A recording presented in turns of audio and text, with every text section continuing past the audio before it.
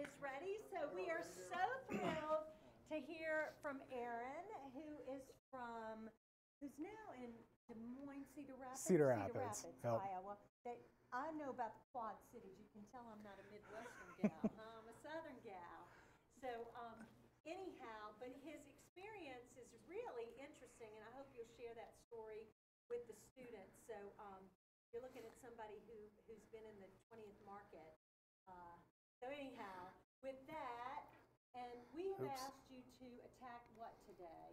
Looking at digital and how digital content fits into the news cycle and how you present content and supplement your broadcast. And what I told him was quite a few of you in class are very interested in those particular areas. So anyhow, with that said, take it away, Aaron. Thank you. Hi there, everybody. So I admit I'm not exactly the best public speaker, and being in news, I am kind of winging it because that's what we do. So please feel free to jump in with any questions, any points you want to make, like interrupt me. It's all good. First, I wanted to start off with showing you guys where Iowa is. Not to be confused with Idaho, because that's the potato state. We're the corn state. So right here, smack dab in the middle of the Midwest. So I'll start off telling you guys my history. I kind of fell into digital on accident. I started as a high school weather intern. I was 16 years old at my hometown station, KCRG TV in Cedar Rapids. My plan was to become a meteorologist. So I was an intern between my sophomore and junior year of high school. And while I was there, I fell in love with every aspect of the newsroom, from collecting stories to editing, learning how to shoot sports, just all sorts of different stuff. I mean, I was like a month into my weather internship, and our chief meteorologist sent me out with one of our crews to cover a murder. My mom was none too pleased, but it was an experience I won't forget anytime soon. By my senior year of high school, so that would have been 2003, they started having me fill in on the website, just because digital wasn't something that they had full-time resources to. So I was a production assistant my junior and senior year of high school, and then my senior year they added web responsibilities onto that. Right after I graduated high school, the web manager left, and they asked me to spend the summer between high school and college running the website. I was like, sure, easy money, I'll do it. Then we found out I could run the website from my dorm room. So I went to Iowa State, which is about 2 hours west of my market, and I worked for KCRG through most of college. It got to be about 2007, and they realized they needed somebody full-time, and they asked me to come back to Cedar Rapids. I wasn't done at Iowa State yet, and I was not in a position I was going to leave school. So we parted ways for about 1.5 years or 2 years.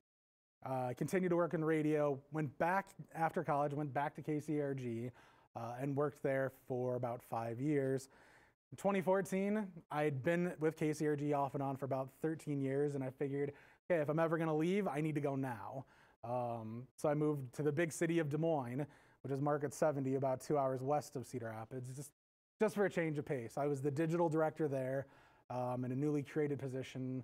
I was there for about 2.5 years. Got to cover the 2016 Iowa caucuses, got to try some new stuff, implement a digital strategy at a station that really didn't have a digital strategy, implement some stuff with Facebook and have some fun with that. Then just through networking and knowing people, I ultimately ended up in Sacramento, California. When I was working for Tribune, my counterpart in Sacramento was working for the Tribune station. She got a position, a similar position, at the Tegna station in Sacramento. So she went for it, and within a year, she was promoted to news director. She's a rarity in the sense that a digital person, somebody from a digital background, became the news director and led the entire operation. So her and I ran into each other at a conference, and I was still working in Des Moines, and she was trying to get me to come over to Tegna. Didn't work out. And then one of my producers, one of my staff members in Des Moines, applied for a job with her. She called me one night to do a reference check. We talked for about 5 minutes about him and spent the rest of the evening on the phone talking about this position she had created. And about 1.5 weeks later, I accepted a job in Sacramento. I was the managing editor, as number 2 in the newsroom, at a time that newsroom was really going through what is called the content transformation. Tegna is very forward thinking with digital, and they're trying to think of ways to connect with digital audiences. So I was there at a really exciting time. being a digital native, how can we get stuff out on Facebook and YouTube and Apple TV and Roku? And there was just a lot of opportunity there. Excuse me. I was there for a year. Unfortunately, my youngest brother back in Cedar Rapids was diagnosed with leukemia. So I made the decision I wanted to be close to home as that was unfolding. So I left Tegna after a year and moved back to Cedar Rapids. Well, I needed a job and I wanted to stay close to home at that point in time. So ended up back at KCRG, a place I told myself I'd never go back to. But so yeah, that's my background, and I hope most of you are still awake. So my role at KCRG, I'm in a weird position right now. My position when I first signed my contract was Nightside Executive Producer. So working with our newscast producers, our talent, to work on story development and presentation. And then that role is transitioned to more digitally focused, where I'm leading the digital efforts between KCRG, which is in Cedar Rapids, and our sister station in the Quad Cities, KWQC. So I'm working on digital strategy and things of that nature. So in that role, I'm trying to make sure we're producing content that's reaching audiences on different platforms. As people are not necessarily tuning in for newscasts like they used to, we're trying to find ways to still connect with those audiences and where they are. So we're trying to come up with ways to produce content that's unique to different platforms. So instead of taking a TV story and just repurposing it for Facebook or repurposing it for YouTube or wherever, really we're trying to figure out what kind of content should be presented on those different platforms. And that's a really exciting thing to be a part of. The great thing about digital is it's constantly evolving, and our role in digital is to reach those audiences where they are, but we can also help enhance storytelling and enhance newscast coverage. You might get 2 minutes for an entire package from setup to intro to tag, but with digital, you can dive deeper into the story and give depth and context. And I think that's incredibly important, especially now in the field of journalism, to give depth and context and transparency in your storytelling. And that's where the digital realm is really exciting to me. But yeah, so again, like I said, if you guys have any questions, please jump in. I hate hearing myself talk. So just to give you some background on my day. So when we have an editorial meeting, I'm there, we're listening to the story pitches. Are you guys familiar with how that process works? So, okay.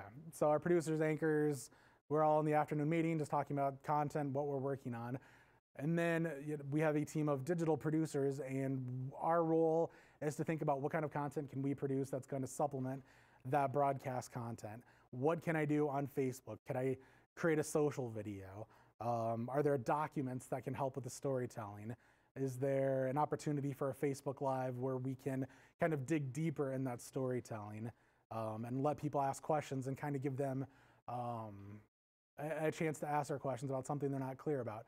So one example I wanted to show you is this past summer in Iowa, we had a really bad stretch of really bad news. We had, for those of you who were in the class I was in earlier, we had a 16-year-old autistic boy disappear from his home one night in April, and there were search parties that were looking for him for months, and it was 4 months later that they ultimately found his body in a creek. The same week that they found him, I believe it was a couple days prior, the body of a University of Iowa student named Molly Tibbetts, who disappeared while jogging. She disappeared from rural Iowa. She was gone for a month. They found her as well. So we had two very prominent cases of missing children in our market. And all of a sudden people started freaking out, saying, why are all these kids disappearing? Why is there, kids are being kidnapped left and right? I would say there was people who were freaking out, for lack of a better term. So we wanted to look at some numbers and some data and help dispel some myths that were going around on social media. There's a website that the state of Iowa has with missing persons, people who, a kid who might run away from home. That list was, 400 people long. Well, people looked at that and thought, oh my God, 400 people have disappeared from Iowa, thinking kidnapping, whatever. And it fed the hysteria. So we wanted to do a Facebook Live to answer questions and really kind of dispel that rumor. So if you give me a second, I'll pop this up.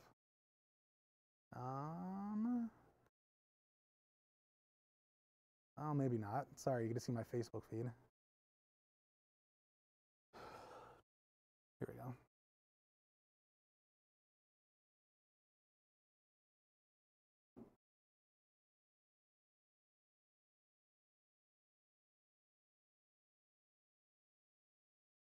So to give you some background, we did this at the same time as our 5 o'clock newscast.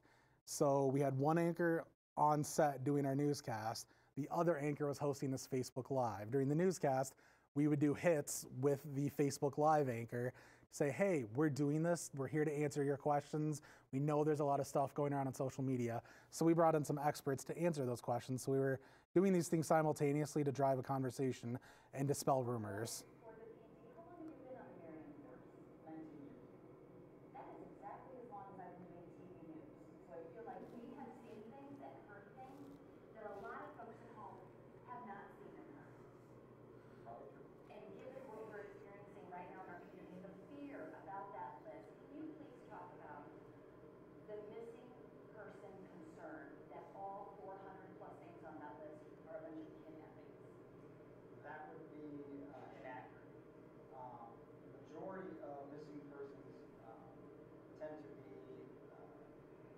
Runaways, or individuals who just don't want to be around their loved ones or the people that are familiar with them, or just lost contact.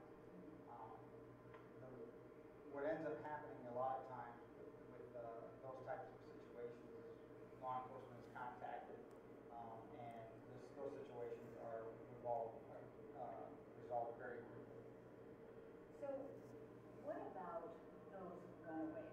When we say, oh, well, they were runaway, what I don't want to have happen is people sort of mentally write them off, like they did it themselves.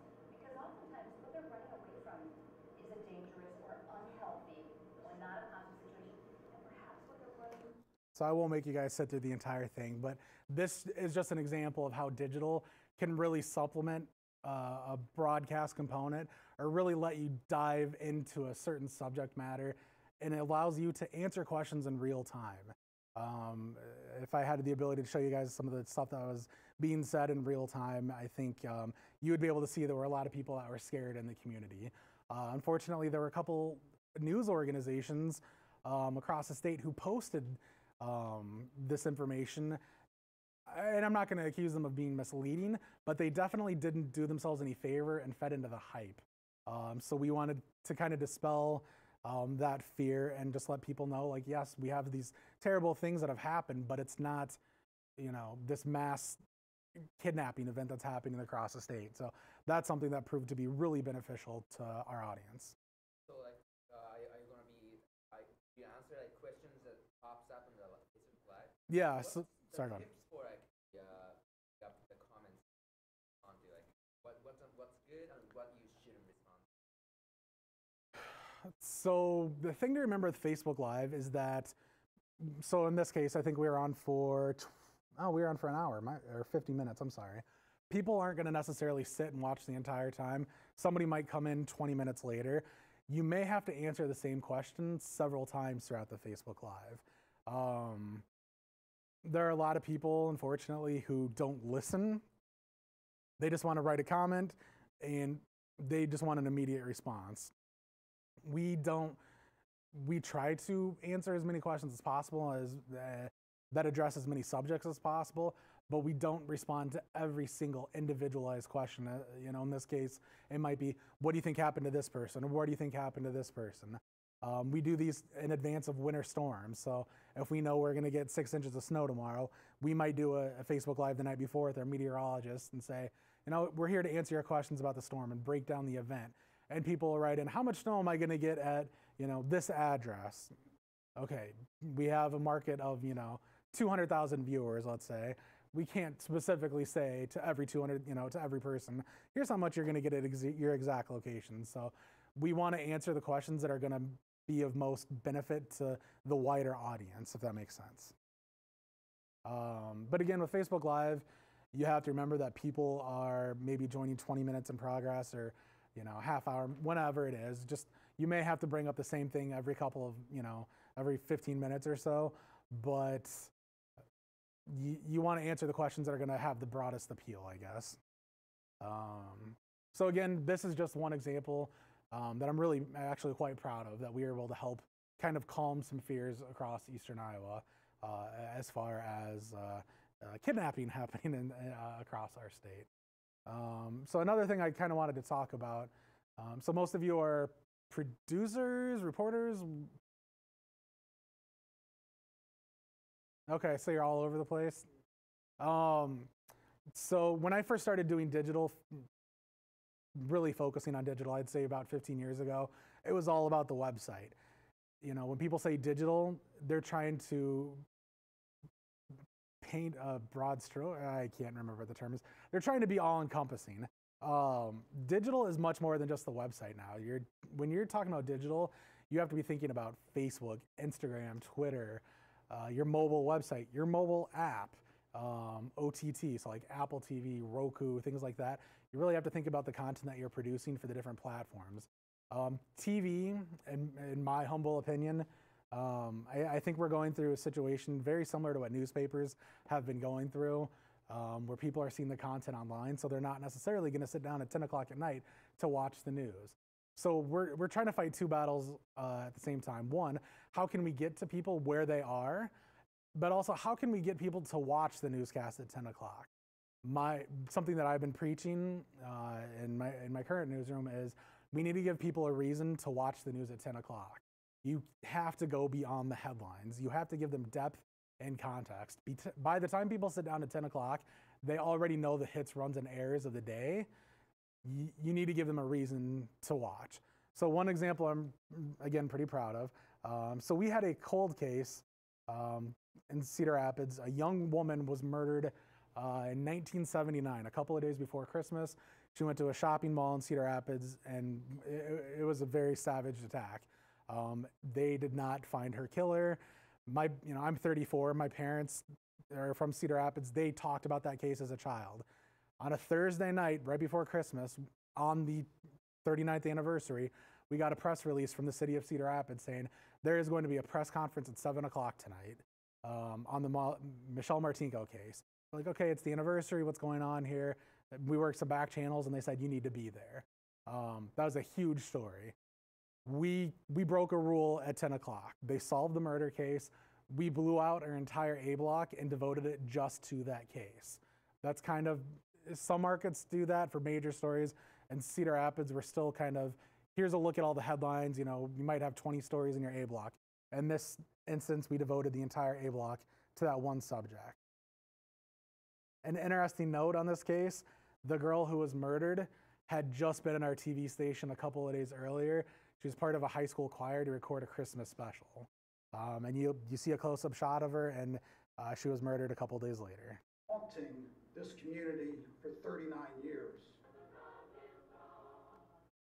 Exactly. 39 years from the day she disappeared, Cedar Rapids police announced there's an arrest for the murder of Michelle Martinko.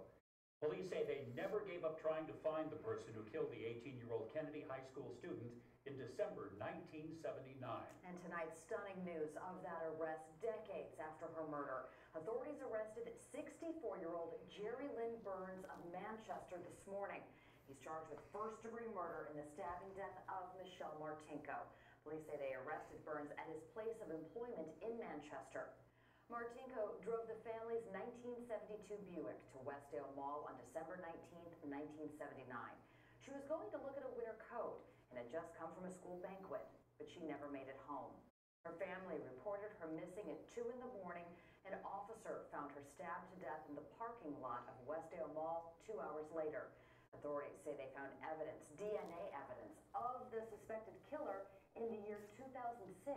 But no match was ever found in a national database of criminals. And in early 2017, police worked with a company to develop these images, a profile of what the killer might look like based on hair color and race. That DNA helping them to make today's arrest. KCRG. So I paused because I want to point something out. From a producer standpoint, that would be considered a setup. Me being type A with ADD, like that was way too long for any other story. But in that case, I wanted to give depth and context. That's something I say all the time. I wanted to illustrate to people how significant this was and give backstory. I think in this case, it was a situation that warranted it. TV9's Dave Fransman begins our team coverage, and Dave was at that news conference. Dave? Beth, the police chief and Lynn County attorney provided some details, but really left many questions unanswered. One detail, Burns was questioned at his place of employment in Manchester and denied involvement there, but he couldn't explain why his DNA was found at the crime scene back in 1979. Now, one question also not answered at the news conference was what led investigators to Burns in the first place. Investigators had speculated that Martinko might have known her attacker. There was no evidence of robbery or sexual assault, but wounds that showed she did try to fight him off. For some reason, police began watching Burns and obtained a sample of his DNA. The police department later collected covert DNA from a subject, and it was sent to the DCI laboratory for analysis. The laboratory found that the collected DNA was a match. Investigators brought in a Virginia company in early 2017 to use DNA to develop a possible profile of what the subject might look like and produce some more leads. Now, authorities tonight did not say if that effort directly led to the arrest, and the public may not know some of the other details until the trial.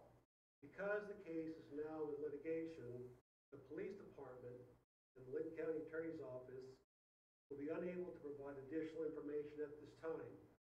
Now, County Attorney Vander Sanden did say more details may come out tomorrow. That's when Burns is scheduled to make an initial appearance on that murder charge. Now, the Virginia company Parabon Nanolabs produced images of what physical characteristics the suspect might have regarding hair, skin color. The image on the left is a rendering of what the suspect might look like at age 50 next to the suspect, Jerry Burns, who is age 64. Now, during the news conference, Chief German thanked literally hundreds of officers and investigators who worked the case and never gave up throughout the decades.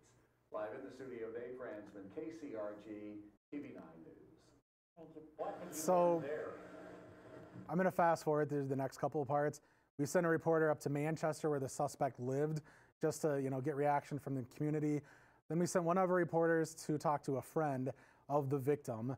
And then what we did is something that our competitors were not able to do because they didn't have a reporter who'd been there as long as the reporter, the first gentleman you just saw, Dave Fransman. So this, I apologize, I think I said it happened on a Thursday. I believe it was on a Wednesday. Dave had been with KCRG for about 40 years, give or take. They made this arrest on a Wednesday. He covered the homicide when it first happened. He retired that following Friday. And something that Dave always remarked was that this was a case that always stuck with him. He never thought it was going to be solved. They solved it 2 days before he retired. So he said off camera he got closure. But we did something our competitors weren't able to do. We brought Dave back on set to talk about the experience. And that's something, we were just winging it. We just brought him up there to have a casual conversation with our anchors. As I bring up the audio here. Fransman back in here now because, believe it or not, Dave reported on the Martinko case at the time of the murder back in 1979. What can you remember from those days? Well, one thing that strikes me is the images that you saw of her singing in the choir. That was literally in this studio. She had been here with the Kennedy Choir the week before, and I remember distinctly being in the newsroom when we saw the photos of her that police would have released, and somebody, production crew or something, kind of recognized and said, hey, she was just here. Very, very strange kind of situation with that. I remember at first it was just like a typical murder case. Somebody died, police are searching, but then they kept searching and nobody was named as a suspect. It went on and on. It became a cold case. We would revisit it in years, 5 years, 10 years, whatever anniversaries. It became part of some of the cold case stories that we would do about unsolved murders. And I, for one, thought it would always stay that way. I did not see this day coming. So with today's arrest, what do you think this means for people in Cedar Rapids? It has been 39 years, and to the day of her disappearance, we now know what police say is the conclusion. I think it will surprise a lot of people. I think it will make a lot of people happy that there's finally some justice in this case. Literally, this is, at least in modern homicide cases around here, it's probably the oldest one. I remember one case in Anamosa where they made an arrest after 17 years, and I thought that was astounding. Got a conviction for manslaughter in that case, if I remember correctly. So, you know, obviously things to come, but again, I thought that was astounding. 17 years, and you're talking more than double that. Thank you, Dave, and really congratulations to the Cedar Rapids police who never gave up on this case. Invested a lot over the years to bring us to today. Thank you, Dave. Well, our coverage of the arrest in the Michelle Martinko case will continue tomorrow on the KCRG TV9 Morning News. TV9's Phil Reed will be reporting on the latest developments overnight, and then coverage will be continuing into Good Morning America with a national reporter, Whit Johnson. Now, Michelle Martinko's final resting place is at Cedar Memorial Park Cemetery in Cedar Rapids. And you can see tonight people honoring not only her life taken too soon, but justice finally served 39 years later. And that was the end of our A block. So again, I talked about earlier, giving depth and context. Our competitors, and I'm not somebody who makes decisions based on what my competitors are doing, but that night, you better believe I was watching them. Both our main competitors only devoted about 1.5 to 2 minutes of coverage to that story, and we blew out our entire A block and did about 10 minutes of coverage to that story. So again, that's how you can draw people back to your newscast who may not traditionally not be watching at 10 o'clock at night. On the flip side, you want to enhance your storytelling with digital. So in this case, for example, obviously there's so much more to this case than just what you saw in the newscast. So we were able to produce interactive timelines, different videos, packages from earlier years, and post that all online. So that kind of complemented the on-air coverage, and that's the beauty of digital. You may only have 2 minutes to talk about a certain subject matter, but on digital, it's open-ended. You can present it in a certain way on social media, on mobile, on your website. There are just numerous tools that are available to you. Excuse me. One thing that I mentioned this earlier, it's incredibly important to create content on different platforms. That's unique for the platform. The station I worked for in Sacramento was very much so a laboratory, and we were trying to do that and put resources into creating content that's unique for the platform. So we did something that you wouldn't see other stations do in many locations. So let me pull this up. So we have they had a reporter, she's still there, named Lilia Luciano. She worked for the Today Show. She is now an investigative reporter at ABC 10, but she also works with the Discovery Channel. She's part of a show called like Border Watch Live or something like that, hosted by Bill Weir of CNN. So right after Hurricane Maria hit Puerto Rico, we sent Lilia to Puerto Rico with the team, one of our producers and another reporter, just to talk about the devastation in Puerto Rico that had kind of largely been swept under the rug. We produced, there is documentary. This was an online play. This was something that we were producing unique content strictly for YouTube. This wasn't taking a 2-minute TV package and just throwing it online and calling it good. This is something we created unique to the OTT platform.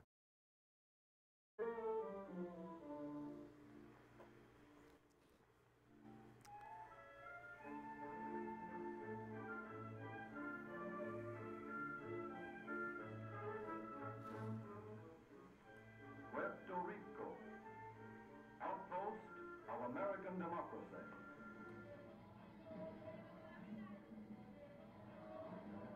The story of Puerto Rico's recovery is more complicated than you think. On September 20th, Hurricane Maria ravaged my homeland, Puerto Rico. Like the rest of the Puerto Rican diaspora, I was desperate to come home and help. At 3 months, I finally got home. We found entire towns were still without power, as were a majority of Puerto Ricans. The governor of Puerto Rico, Ricardo Rosselló, estimated the damages of Maria and Irma at $94 billion. So far, the only post-Maria funds Congress has approved for Puerto Rico are $5 billion in the form of a loan. The official death toll was 62, but various investigations placed it at over 1,000 people within the first 2 months that followed the storm. And nearly 1,000 people remain in shelters. Diego Padilla Castro. Diego Padilla Castro, whose home collapsed, was still waiting for the $500 advance FEMA gives many hurricane victims. 2 weeks ago, he was told that he has been approved to move into public housing, but he was still waiting for an address transfer on his official documents. Va a empezar de nuevo. Desde cero. ¿Cómo se siente?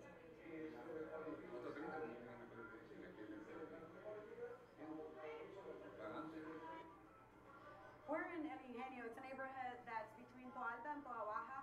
This is the place where the most people died immediately during Maria. The town of Toa Baja was caught between river flooding from the La Plata Dam and storm surge from the ocean up north. Within the first 2 days of the hurricane, the mayor reported 8 people had drowned. And according to Governor Pedro Rosselló, over 2,000 were rescued from their homes. El huracán. San Felipe lo pasé, San Ciprián San Ciprián también. y San Nicolás. At 98 years old, Felicita Concepcion still remembers Hurricane San Felipe in 1928 and San Ciprián in 1936. Those were some of the deadliest hurricanes in Puerto Rico's history. Felicita says Maria was worse. No me acuerdo. ¿Qué recuerdas de esos huracanes? Pero el más fuerte que pasó ahora. Sí, porque si subía el agua que ya no había remedio. Aquí me 12 me dañó el televisor y todo, porque subió mucho y yo vivo en lo bajito. Apareció Dani de milagro. Gracias a Dani estamos vivos. Daniel Otero, better known as DOC, is a famous... If you get a chance, I'd highly recommend watching this. This is a fantastic piece. But this is something that was produced by a local television station. It's not something that a network had done. It's not something that Vice or anybody, that being said, Lilia has done work for Vice. But this is something being done at the local level. Excuse me. And again, this was something that we were doing with digital being the main focus and the elements that were being utilized, you know, being digitally oriented. They ultimately did make a special for television based on this content. But again, you can see this is a different kind of storytelling that resonated really well from a digital standpoint. And I give ABC 10 a lot of props for taking risks and devoting resources into building content that's unique for digital. In fact, when I was there, from a digital content collection standpoint and digital production standpoint, I had a staff of 10 people on my digital team, which is absurd at the local level. It just shows how important digital is. And again, there's just endless possibilities with digital storytelling. Those two things, I mean, broadcast and digital, it's two different worlds, but they can definitely complement each other. So, I mean, my advice to all of you as you're heading out into the world, try to learn as many different skills in the newsroom as possible, because you'd be shocked at how many of those skills are transferable to different ways of producing content. Do you have a question? Yeah, so like for YouTube, it's like very hard to monetize the content and get something out of it. Right. But the ABC put in first. What do you think their plan to get something out of this content? I think that's a really good question. So like you said, it's hard. Right now, it's really hard to monetize digital content, but we have to try something. People are tuning away from news broadcasts, and yeah, that's where the majority of our revenue is, but we have to be present on those digital platforms. The revenue's there. It's never going to be to the extreme that we see with broadcast, but there are ways to monetize digital through pre-roll. You can do sponsored posts on Facebook, things of that nature. There are ways to monetize digital content, but it's unfortunately, at least all indicators are, that's never going to be the cash cow that broadcast is. But again, I mean, there's an audience there for it. This kind of content does well, I think, with like the OTT audience, the concept of binge watching stuff on Netflix, things like that. I mean, like this would do really well on those platforms. So eventually somebody's going to figure out a way to monetize those platforms. Haven't gotten there yet, but it's really important to be there and trying things. And that's, I can't emphasize this enough. Try stuff. when I'm interviewing candidates for jobs or talking to people, I want to hear from people that are risk takers. I'm a big advocate of just throwing anything at the wall and seeing what sticks. So like MySpace, God, I hope do you guys remember MySpace? Oh God, I'm old, sorry. So MySpace predated Facebook. It had its moment in the sun and then it faded into oblivion, taken over by Facebook. Eventually, something hopefully will come along and take Facebook out of the equation. Something is always coming, and you got to be there. You got to try and be an early adopter and just try stuff and see what works. My stations I've worked for, we've had Vine accounts. We didn't know if Vine was going to be a thing, but we wanted to be there and try it because you never know what the next Facebook is going to be. You guys have any questions? 'Cause I feel like I'm just blabbing here. And What do you think about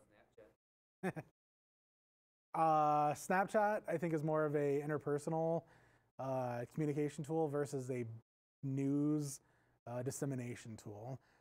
Just the way that Snapchat has been designed, it's not exactly user-friendly for brands to produce content.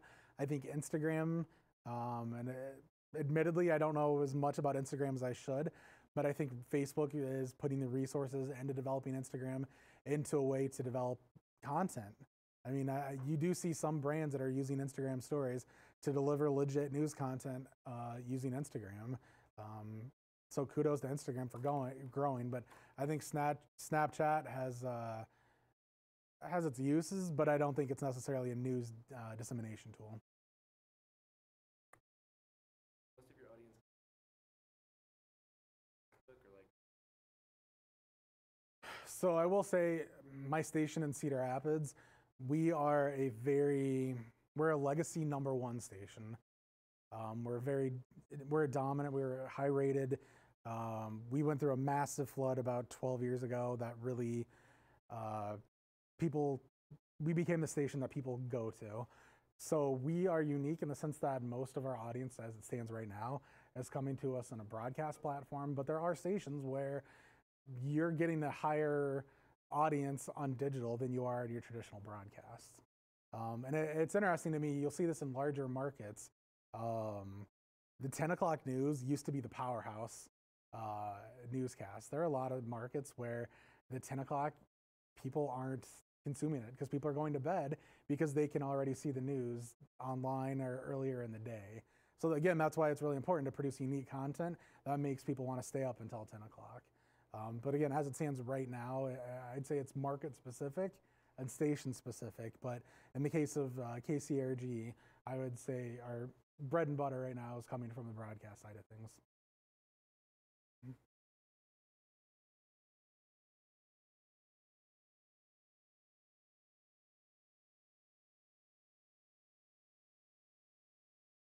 It varies from newsroom to newsroom. So I've been in a couple of different newsrooms, and I've traveled to a number of newsrooms. So it just depends on newsrooms. There's no hard and fast rule.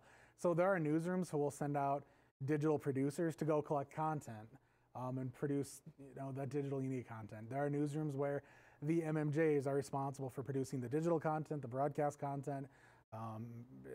It just depends. But the newsrooms that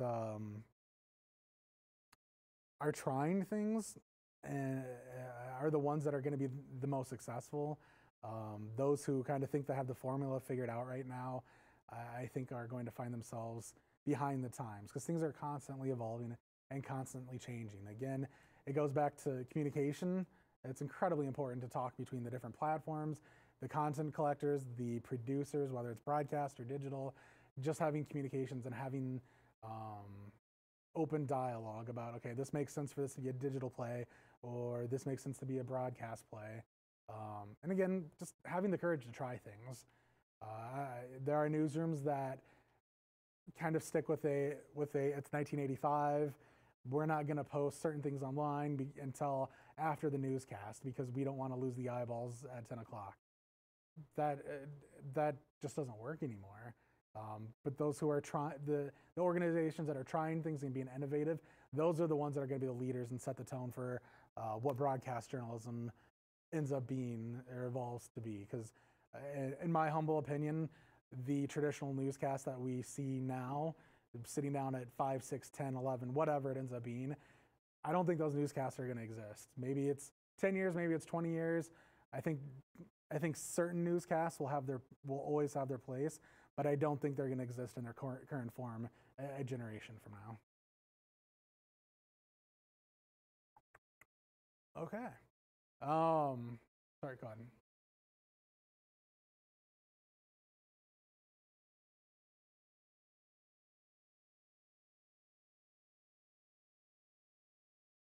That's a really good question. So the question was, how do you not give everything away on social media and give everything away on digital and drive people to your broadcast? Me being a digital purist, I don't believe that you should ever withhold content, but I also know you need to give people a reason to watch your newscasts. It goes back to my point of creating unique content for the platform. So if you're producing something on Facebook, so let's say there's, how would I say this? Let me collect my thought here. Let's say there's a major story. We'll call it just story A. You need to look at story A and think about, okay, what does this look like on digital? What does this look like on broadcast? What does this look like on OTT? What does this look like on social? As opposed to thinking, okay, this is the broadcast story that I'm going to post everywhere.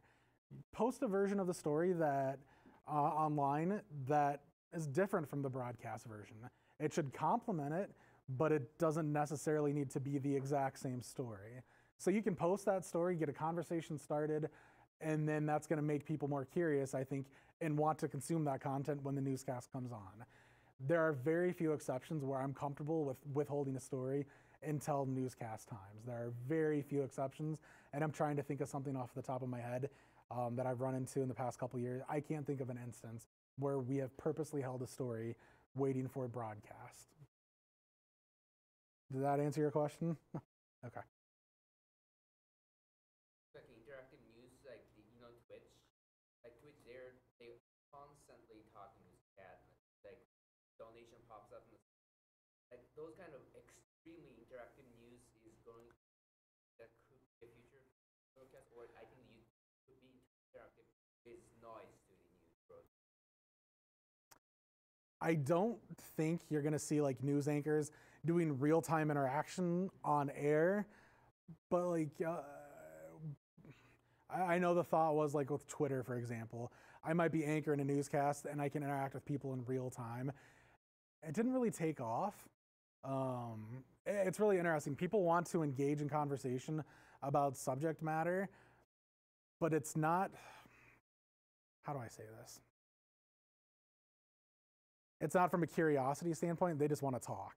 People just want to express their opinions and blah, blah, blah. So I don't know if there's ever going to come a point where you're going to see a truly interactive newscast. Stations have tried that. I was at a station that tried that. It didn't work really well. But again, I think it goes back to the platform. Is broadcast the appropriate platform to try for interactivity?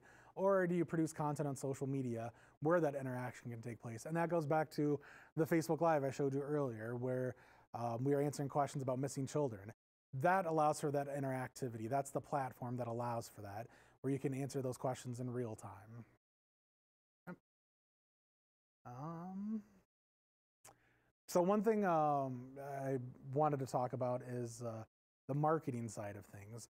So looking at getting your content out on social media, there's a certain level of marketing that has to be done. So I would highly encourage all of you to look at some marketing coursework or just talk to somebody. I don't know how your programs here work, but try to get some marketing background, because you need to understand, as a digital producer, yes, you're producing content, but you're also in charge of getting it in front of eyeballs, and that takes a bit of marketing. So you have to think about how you're writing your social media posts. You have to think about, okay, is this going to fit the demographic that I'm looking for? And you have to phrase content in a certain way. So marketing, even just having a basic understanding of marketing, brand voice, and understanding your brand audience can be really important, is incredibly important to getting your content out there. I will say that, I'm from my hometown, from my market, Cedar Rapids. I'm, born and raised,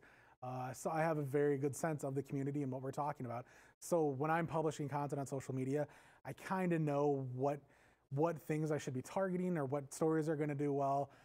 That's really important to get your content out there and just knowing your brand audience. So I'm going to show you a tool called CrowdTangle. Have you guys heard of this? You guys have experience with it? Okay. So CrowdTangle is, let me see if I can maximize this because I know how to use my computer.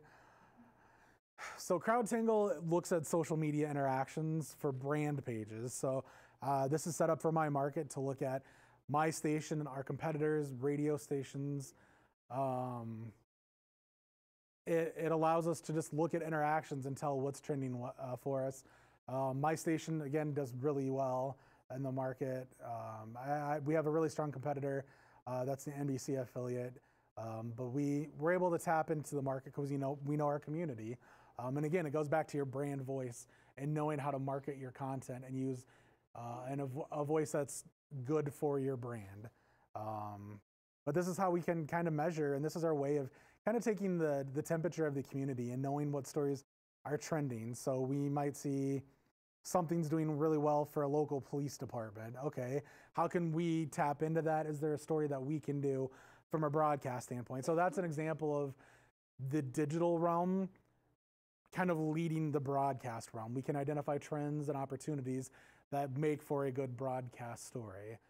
So CrowdTangle is a great resource that newsrooms have access to. From a competitive standpoint, I'm able to look at how I stack up against other stations across the state, and then we can look at other reporters and blah, blah, blah. And I don't know why my reporter posted that, but whatever. But this is a great tool to have access to. There are free workshops that CrowdTangle offers, and I know as professional organizations we have access to it. I don't know as students if you have access to it, but it's something I would definitely look into. And that's something that not only digital producers should know how to use. If you work in a newsroom, you should be able to look at CrowdTangle and know how to use CrowdTangle or tools like CrowdTangle to really know what people in your community are talking about. I've been in a lot of newsrooms where they'll start their morning editorial meeting like, oh, what's trending in the community? And people just chime in because I'm seeing this on my feed, I'm seeing this on blah, blah, blah. My friends are talking about this. That's not a good way to identify what's happening in your community. That's your circle, that's your bubble. CrowdTangle kind of lets you look at the community as a whole. So identifying those tools to have real-time access to that information can be invaluable. The other thing I would highly recommend you learn is Google Analytics. And I say that, and I will be very honest, I'm still not totally familiar with Gray's Google Analytics setup. I'm familiar with Tegna, I'm familiar with Tribune, not there yet with Gray. But this allows you to monitor your traffic in real time. And this can't be accurate because I know we have more traffic than that on my KCRG.com right now. I'm not even sure where that's at. Anyway, so yeah, I'm gonna get schooled here on using Google Analytics. But anyway, we have monitors in our newsroom that show how much traffic is on our website at any given time, what keywords people are looking for. So if we know for whatever reason people are looking at the Iowa Hawkeyes, our college football team in the market, we know, okay, we need to maybe think about how we're presenting them in our newscast. Do we need to put them higher in a newscast? Do we need to throw a little more into our coverage on air based on what people are looking at online?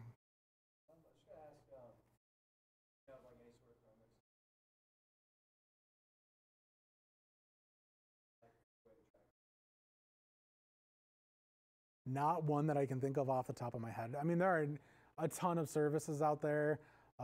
Chartbeat is another great tool that will tell you like how many people are on a specific article. You can add things to your website. You can do plugins that will allow you to do A/B headline testing. So you can try 3 different headlines for the same story and do a test for 2 hours and see which one does the best, which one people are clicking into, and make a change based on that. So there are a lot of tools out there. It's just dependent on what company you work for. So, you know, Hearst might use one tool, Tegna might use another, Gray might use another. It's just a matter of what tools your company has access to. And answering your question, I can't think of something off the top of my head that specifically looks at that.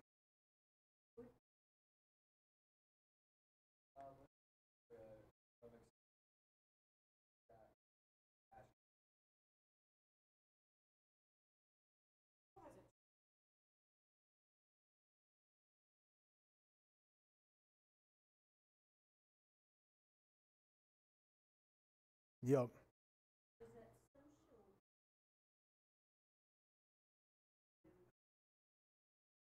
Yeah, that. Social newscast? Go in the market. So, yeah. I think it's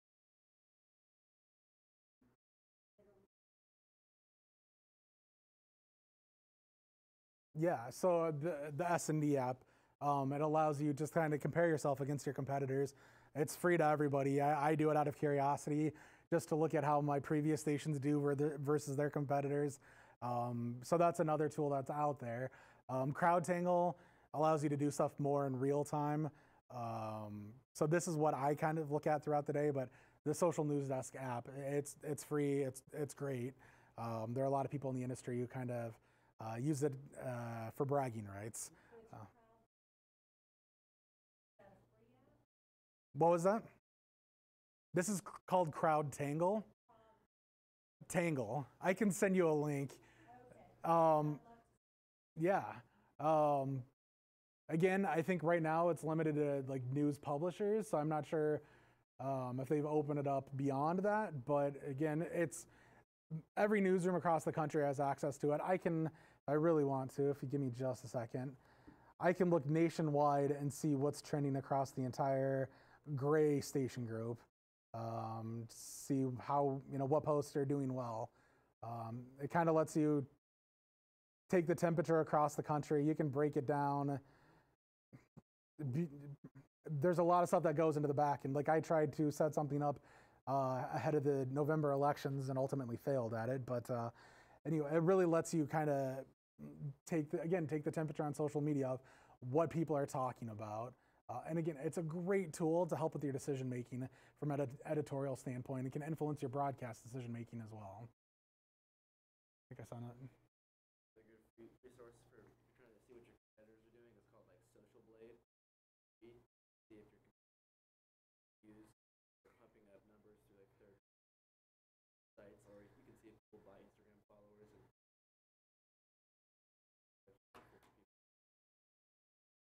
see, the great thing about digital is things are constantly evolving and there's always new things popping up and you're always learning. I'd never heard that before, so I kind of feel like an idiot. But no, I mean, there's always new things that are happening, new tools and new skills and just new things. That's what I love about digital. So you said Social Blade? Social Blade, yeah. Okay, I'll be adding that to the list.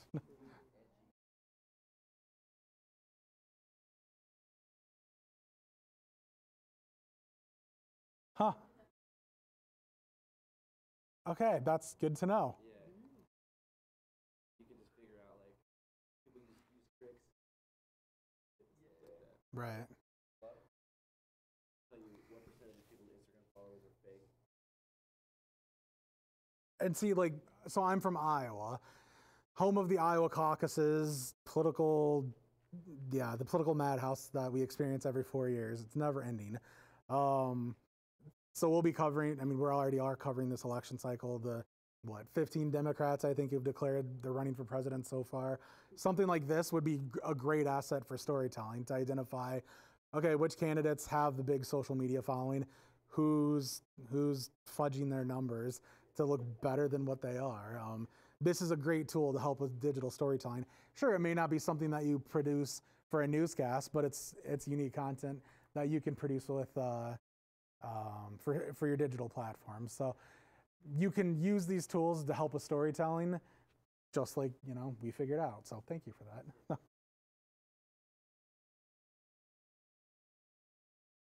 So what are questions you guys have for me? Like, you guys are juniors, seniors? So what questions do you have for me as you guys are going out and looking for your first job? Okay, I'll ask you this question. How many of you are looking for on-air jobs? Raise your hands. Okay. I know, let's not be timid. Okay, how many of you are looking at producing jobs? How many of you still aren't sure? So those of you that are, raise your hand for the producers, those will be your bosses someday.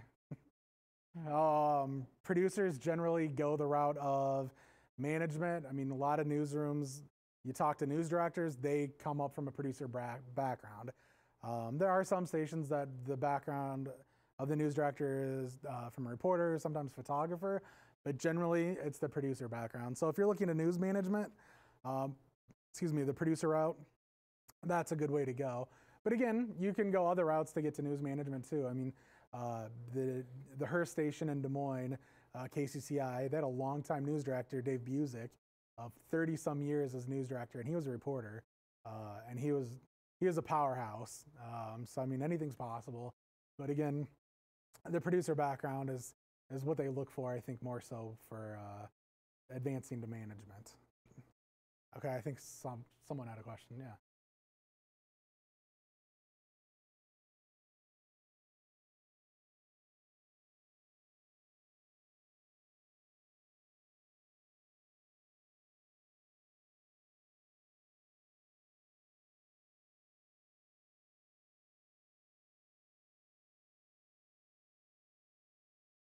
How would you fill those gaps? I would be candid. So if you get into a situation where somebody's asking you a question, do you know how to use this tool? Don't dance around the issue. Just say, no, I don't know, but I want to learn. I respect that more so than somebody obviously making something up and then me discovering after the fact that they were not telling the truth. So admit when you may not know something, but immediately seek a way to remedy that, and just go for it. I mean, natural curiosity is incredibly important, but there are things that if you identify a weakness, remedy that in short order. And I know a lot of news directors who will respect that. You saying, I don't know how to do something, but it's something I need to learn how to do or want to learn how to do, that shows initiative on your part. Trying to think of other things I was going to talk to you guys about. As far as digital goes and social media goes, I talked about marketing. There will come times where you have to navigate the line between marketing and journalism, and it will make you sometimes uncomfortable. So I would highly encourage you to be incredibly knowledgeable about journalism ethics and your personal ethics. There will come times when you have to post something that you don't necessarily feel comfortable doing. Right or wrong, you have to make a decision for yourself as to whether you want to do that. I kind of elaborated on it earlier. There's just some promotional content that you might be asked to post or be involved with, and it might feel like an advertisement. You just have to know yourself and know where you're comfortable with and what you're comfortable with doing. So again, just kind of know the line between marketing and journalism. You can navigate them, but you also have to know where you might be conflicted and be willing to say, this is a problem for me. How can we, take me out of the equation, or what can we do? What kind of discussion can we have to make you feel better about the situation, or at least have a discussion about the situation at hand? Most marketing managers, most sales managers, most managers are going to understand if you say, I do have ethical concerns. Yeah. Any more questions? Yeah. What's a small tip you would give to catch people's attention on social media? Old caps in the title, like I see that on YouTube all the time. Old caps, no, of course it doesn't need it. What's some other? So are you talking about? Like posts you made on Facebook. Let's see here. Sorry, you got to see my cousin's baby. I'm afraid to look. So are you talking about like the headline here or in the story summary? Headline on the story summary, like what's this tip about? Okay. So I have a disagreement in my newsroom about using like a 2-word slug, like watch this, when you're writing a summary on Facebook. I save that for special circumstances where you want your user to take an action. So let's say we have a missing person. I will say, please share. it gets people involved in the process. People want to help. You're giving them an action that you want them to take. That's when I'll present the content in that fashion. I don't even do it with breaking news, to be perfectly honest. If you want, I'll use the all caps if I'm trying to convey something that needs to be addressed. So the Midwest, we deal with a lot of severe weather, tornadoes. If I will use all caps saying, so for example, we had one of our larger communities got hit by a pretty big tornado last summer, and we knew it was about to happen, and they issued a tornado emergency, which is a step above a tornado warning. We posted on Facebook in all caps, tornado emergency issued for Marshalltown, seek shelter now. We use all caps. It was just that serious. You don't want to overuse it. You don't want to scream at your audience, but if you need them to take an action and you need to get their attention, conveying it with all caps can do that. And also, it's the content that you present. So this being an example, I mean, that image in itself, kind of lame. I might find a different, maybe find a still shot of a police car. You think about how you're packaging the content, and that's where the marketing aspect comes into your digital producing skills. Think about how you're packaging and marketing your content. Yes, we could have done a better job with this. Maybe the headline's a little dull, or maybe the text is too inside baseball, or just the image is just some generic image that isn't going to catch my attention. I maybe would have changed the image or asked a question within the post, not knowing what any of this is about. Is there an opportunity for a social video? And I'll share this example that I showed in my earlier session. So about a year ago, we had a 16-year-old boy who was autistic and went missing from our market, in a small town in our market. A lot of people were searching for him, and it was about 4 months later that they found him in a nearby creek. But the 1-year anniversary, I believe, was yesterday. So we produced a social video as the community remembered.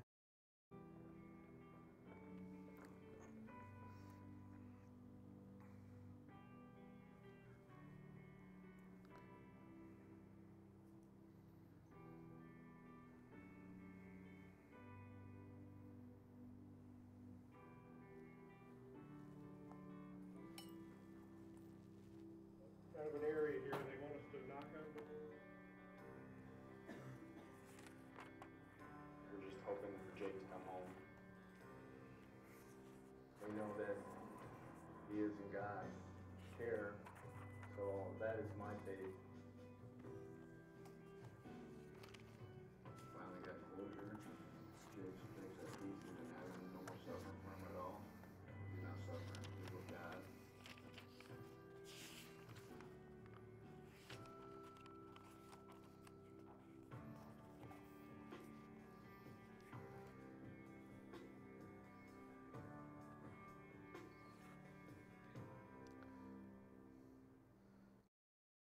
Oops, sorry about that.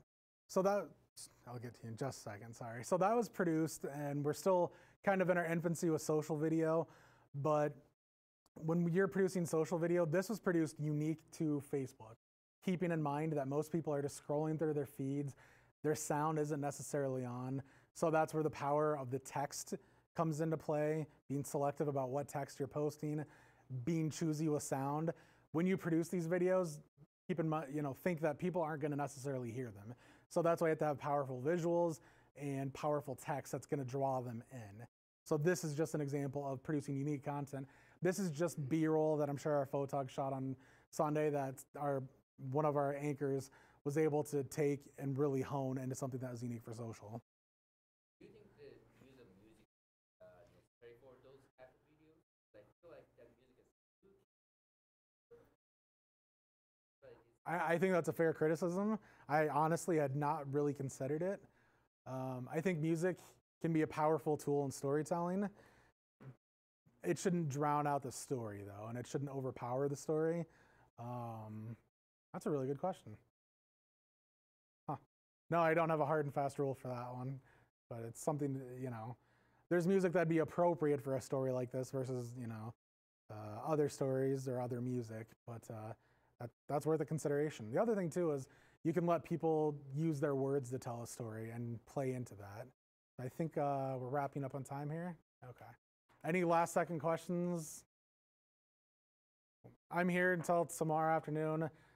Feel free to stop by if you have any questions. I hope I've touched on stuff that's of interest to you guys. Thank you for the Social Blade recommendation. That's fantastic. And as you guys are getting ready, you know, to graduate and start looking for your first jobs, please don't hesitate to reach out. I tell people this is broadcast world, digital world, it's such a small business. I mean, there are websites like TV Jobs. It's the first one that comes to mind where you would go to look for jobs, but a lot of times you find jobs by knowing somebody and just word of mouth. That's how I fell into my job in Sacramento, which I never thought I would ever be at Market 20. It just happened. I knew the right person. So network, network, network. If you go to conferences and recruiting sessions, don't be afraid to talk to people. People love to talk about our industry. Go up and shake hands. If you don't have business cards, get them, have resumes. I mean, just network as much as possible. Cool. Thank you. Great job. Thank you. So this is what we want to do. I know Professor Collins wants to take your pitches for Friday. We're doing it. We have a newscast tomorrow, Aaron, and then Friday we're doing a